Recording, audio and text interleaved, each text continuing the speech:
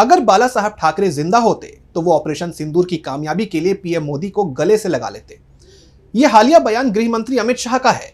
अब भले ही शाह ने यह दावा कर दिया हो, लेकिन ऐसा लगता है कि शिवसेना को अमित शाह की यह बात नागवार गुजरी है।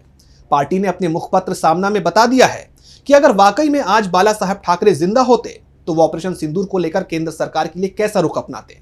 सामना, जो कि शिवसेना का मुखपत्र है, अपने तीखे बयानों की वजह से अक्सर सुर्खियों में रहता है, लेकिन कहीं ना कहीं ये विपक्ष की मुखर आवाज के तौर पर भी जाना जाता है, जो बिना किसी लाग लपेट के यानी नो फिल्टर वाली बात कहता है।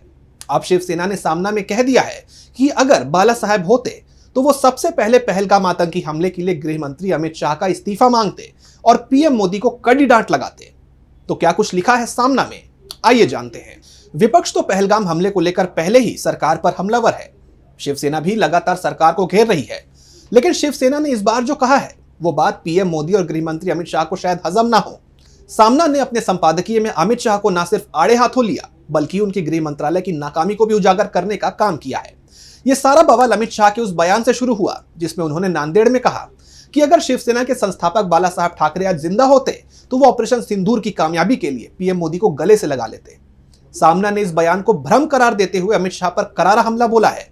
सामना का कहना है कि अगर आज बाला साहब होते तो वो सबसे पहले अमित शाह का इस्तीफा मांगते।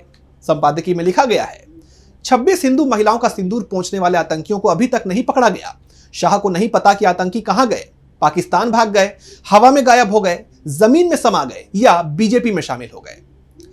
सामना ने अमित शाह को अब तक का सबसे कमजोर गृह मंत्री बताया है और कहा है कि उनके कार्यकाल में देश की सुरक्षा और कानून व्यवस्था बद से बदतर हो गई है।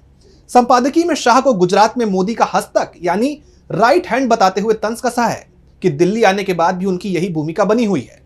सामना का यह भी कहना है कि बीजेपी ने ऑपरेशन सिंदूर का राजनीतिकरण करने का काम किया है। संपादकीय में लिखा है कि यह राष्ट्रीय सुरक्षा का मसला है जिसे बीजेपी ने सिंदूर यात्रा और तिरंगा यात्रा जैसे इवेंट्स में तब्दील कर दिया। सामना ने यह भी आरोप लगाया कि बीजेपी ने ऑपरेशन को प्रचार का हथियार बनाया, जबकि असल आतंकी अभी तक पकड़े नहीं गए। संपादकीय में डोनाल्ड ट्रंप का जिक्र करते हुए कहा गया कि उन्होंने भारत के ऑपरेशन को रोक दिया और मोदी शाह चुपचाप बैठे रहे जैसे भारत कोई गुलाम देश हो।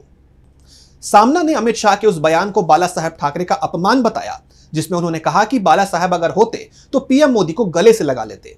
संपादकीय के मुताबिक बाला साहब सीधे पीएम मोदी को फोन करके सबसे पहले अमित शाह को बर्खास्त करने की मांग करते और खुद पीएम मोदी को भी डांट लगाते और साथ ही ये सवाल पूछते कि 26 लोगों की जान लेने वाले आतंकी आजाद क्यों हैं। सामना ने विपक्ष की उस मांग का भी जिक्र किया जिसमें पहलगाम हमले और ऑपरेशन सिंदूर पर चर्चा के लिए संसद का विशेष सत्र बुलाने की बात कही गई थी, लेकिन मोदी शाह ने इस मांग को ठुकरा दिया, जिसे सामना ने उनकी हिम्मत की कमी बताया है। सामना में यह भी कहा गया कि मोदी गुजरात में रैलियां और यात्राएं कर रहे हैं, लेकिन पहलगाम, पुंछ या मणिपुर जैसे संवेदनशील इलाकों में नहीं गए। इस पूरे विवाद ने न सिर्फ महाराष्ट्र बल्कि दिल्ली तक की सियासत को गरमा दिया है। सामना का संपादकीय बताता है कि विपक्ष का गुस्सा सिर्फ आतंकियों की गिरफ्तारी ना होने पर नहीं, बल्कि बीजेपी की सियासी रणनीति पर भी है। सामना का कहना है कि बीजेपी ने इस हमले को वोट बैंक की राजनीति में तब्दील कर दिया, जबकि असल सवाल आतंकियों का पकड़ा ना जाना अब भी अनसुलझा है। कुल मिलाकर यह सियासी जंग अब सिर्फ पहलगाम हमले तक सीमित नहीं रही। ये बाला साहब ठाकरे की विरासत, राष्ट्रीय सुरक्षा और बीजेपी की विश्वसनीयता पर सवाल उठाने का मौका बन गई है। सामना ने अपने संपादकीय में जो बात कही वो सोशल मीडिया से लेकर सड़क तक चर्चा का विषय बन गई है। अब देखना यह है कि अमित शाह, पीएम मोदी और पूरी बीजेपी इस हमले का जवाब कैसे देते हैं। और आखिर में सबसे जरूरी सवाल, क्या पहलगाम के गुनहगार कभी पकड़े जाएंगे? तो फिलहाल इस रिपोर्ट में बस इतना ही। इसी तरह की तमाम रिपोर्ट्स के लिए देखते रहिए डीबी लाइव। मुझे दीजिए इजाजत, नमस्कार।